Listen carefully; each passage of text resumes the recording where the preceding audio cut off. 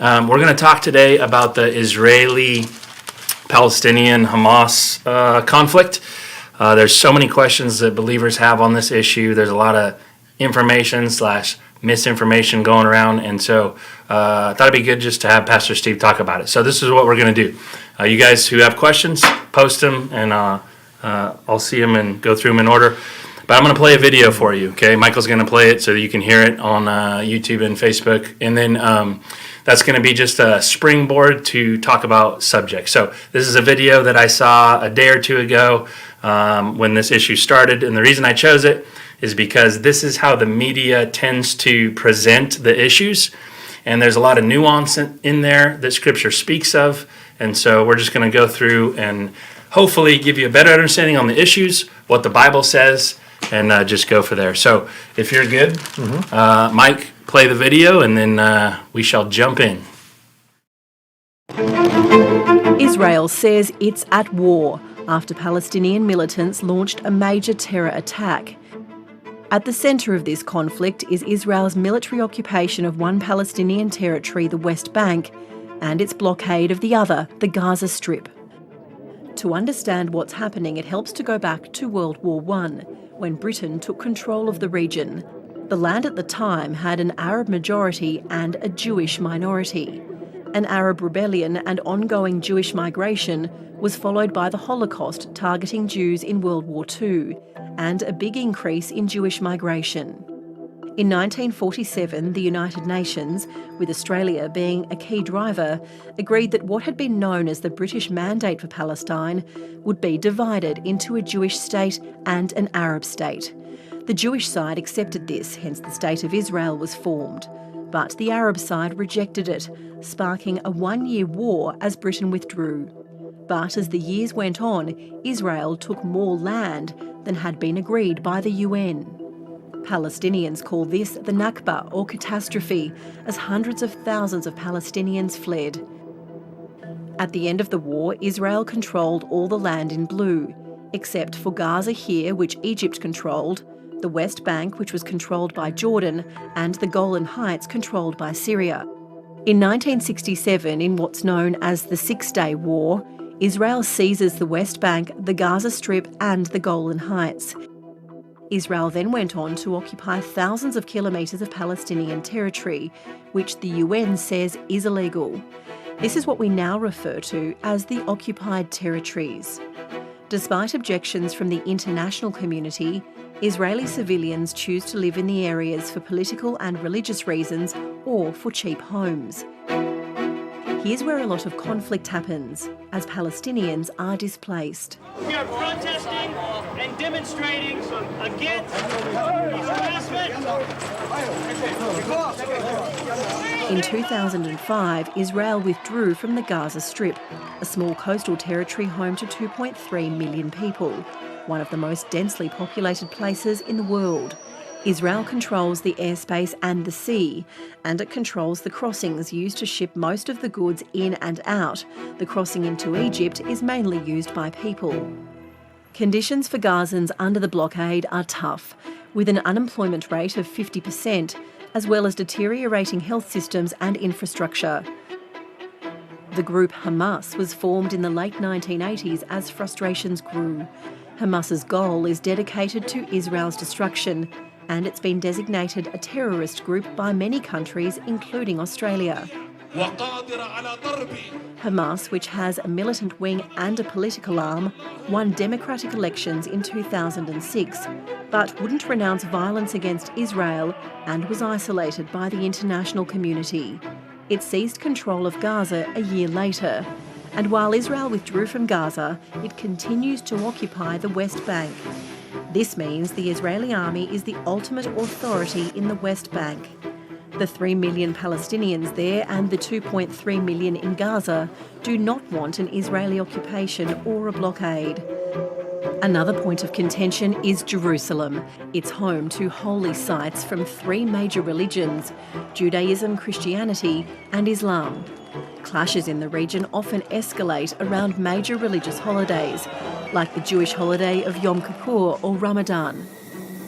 This is a region that's faced tension for years, but these attacks show things could escalate even further.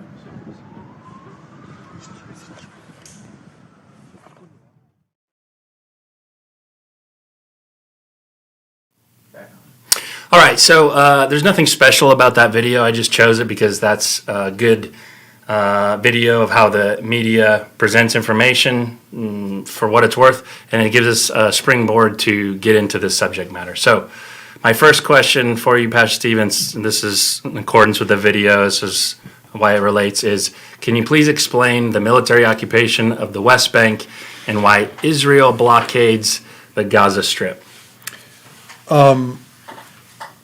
Well, okay, military occupation. Let's, with a lot of this stuff, you just have to go back into the history, Right. and so if you don't know the history of Israel and Palestine and all of that, you can get a skewed view of what's going on here. Some of the stuff that they said in that news report is true. So right around World War I, there were more Arabs in the area than there were Jews. Part of the reason that there were so many Arabs in the area is because the Jews had come in the late 1800s in what's called the Zionist movement. They began buying up land, and a lot of the Arabs that came into the area were migrant workers, and they were actually working for the Jews.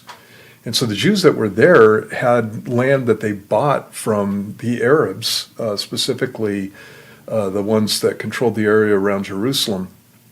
And actually the land that these Arabs sold to them, much of it was swampland. So, and it's weird to think of swampland in Israel, but that's what it was. It was swampland.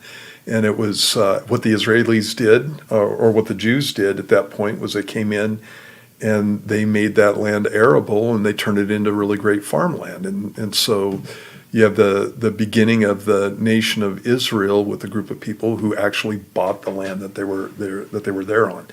And they got ripped off, too, when they bought it, but they didn't care.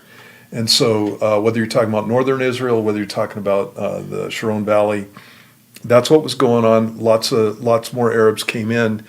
As migrant workers. They were field workers in that area. And so before that point, obviously nobody lived in those areas because it's swampland. And some of the other areas, it had a pretty minor population. It wasn't densely populated at all. The other thing that you got going on there is that it wasn't Palestinian.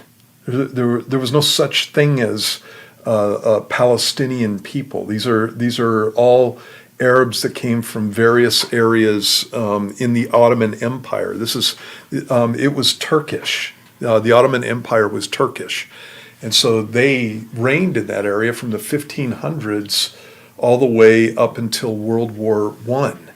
And the reason they lost rule in World War I is because they sided with the Germans in World War I, and when they lost, the British came in, and Palestine in that area became a protectorate. And so what we call Jordan and what we call Israel and what we call the West Bank and what we call the Gaza Strip, all of those were under the Ottoman Empire until the British protectorate.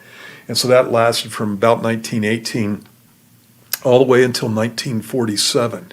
And so the British were actually the ones that were in control of that area.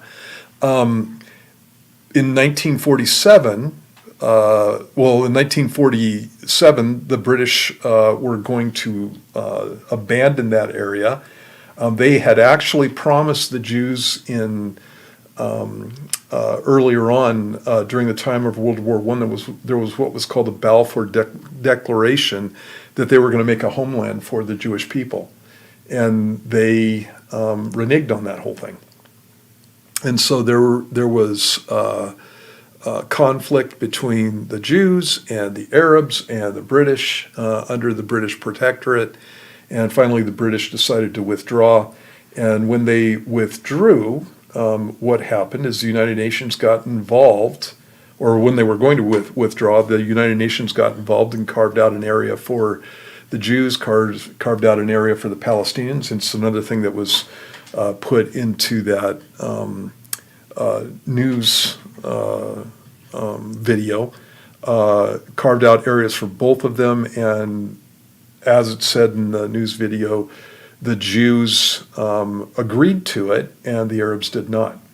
What happened as soon as Israel declared themselves to be a nation is that 5 Arab nations came down against Israel and were going to drive them into the Mediterranean, is what they famously said.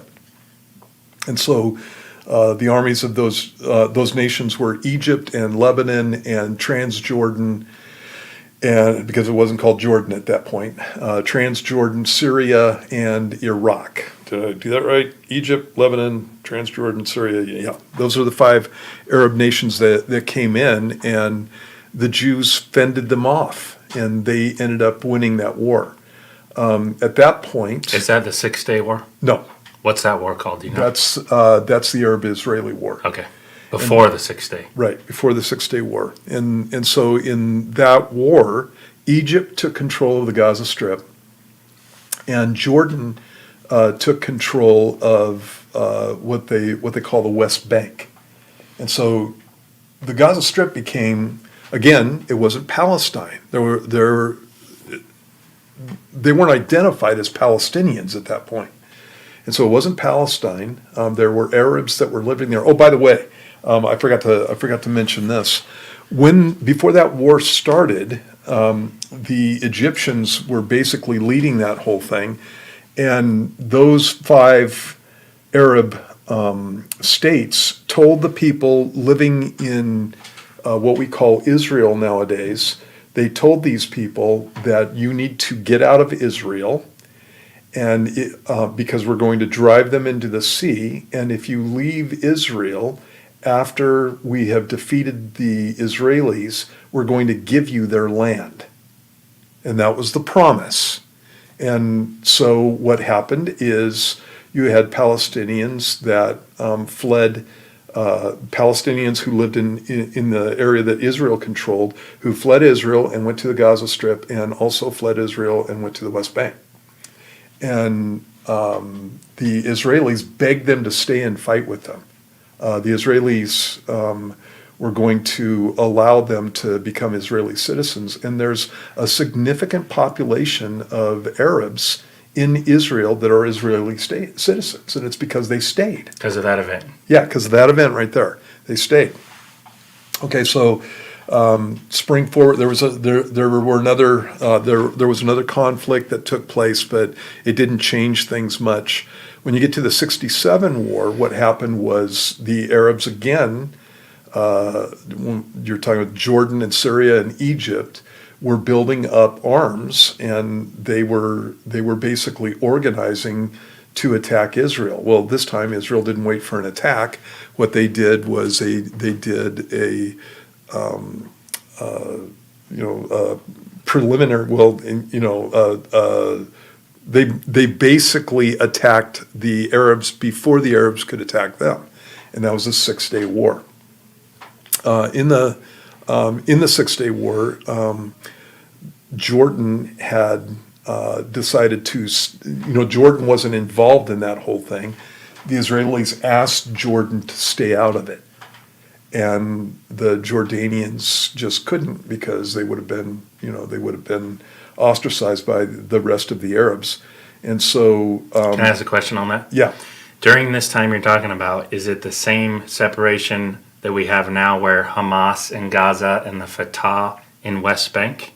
No, when you're talking about those groups of people, Hamas didn't start until the late 80s. Right, so this is in the Intifada. So those groups are not in power and Yeah. play yet. Fatah actually came from, I'm blanking out on his name, PLO, from the PLO.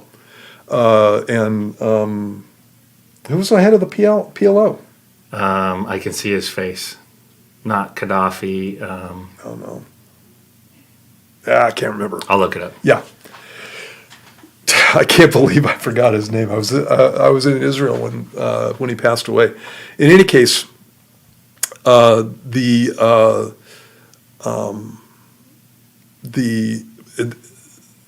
Egypt had been in control of the Gaza Strip, and during the time that Egypt was in control of the Gaza Strip, there were terrorists that would come over from the Gaza Strip and go into Israel and cause all kinds of problems, as they continue to do after Israeli Yasser occupation. Arafat. Yasser Arafat, good grief. I can't believe I forgot his name. In any case, so there were always incursions from the Gaza Strip. There were incursions also from the West Bank with terrorists coming over. And so in the 67 war, what happened was Israel decided to go up against these guys before they could attack them. And so what ended up happening was, that's the 6-Day War, and they ended up taking the West Bank. And the only reason that they took it was because Jordan entered in. Otherwise, the West Bank would still be Jordanian territory. And so they took the Gaza Strip and they took the West Bank, and at that point, Israel was in control of those areas. Before that point, the West Bank was not Palestinian; it was Jordanian. And in fact, a little later on, there was a Palestinian uprising in Jordan, and the Jordanians put it down savagely and butchered just thousands and thousands of Palestinians who were in the refugee camps. In any case, at that point, you got the situation where you had the West Bank and the Gaza Strip were under Israeli control, and then in 1973 there was another attack against Israel. And in that attack, that was the Yom Kippur War, and in that attack, Israel gained the Sinai and the Golan Heights, and again they had the West Bank and the Gaza Strip. Obviously, Sinai goes down it's a major portion of the nation of Egypt, and to get peace with Egypt, they gave up the Sinai back in the late 70s. And the Golan Heights they kept because the Syrians would sit up on top of the Golan Heights. It's a cliff that comes off of the Galilee region, and there are farms down at the bottom of the cliff, and the Syrians would just lob down artillery shells on these farms, machine gun people, and things like that. And so the Golan Heights was something that Israel took and refused to give back to the Syrians, for example. And so in every incursion, in every battle with the Arabs, what ended up happening was the Israelis took more land. And that's the way that goes. You fight against a country, and they win the battle, and they're occupying your land. That's the way that battles go. That's how the United States got major portions of the Southwest. That's how life goes all the way through history. And what the world wants to do is make it different for the Israelis.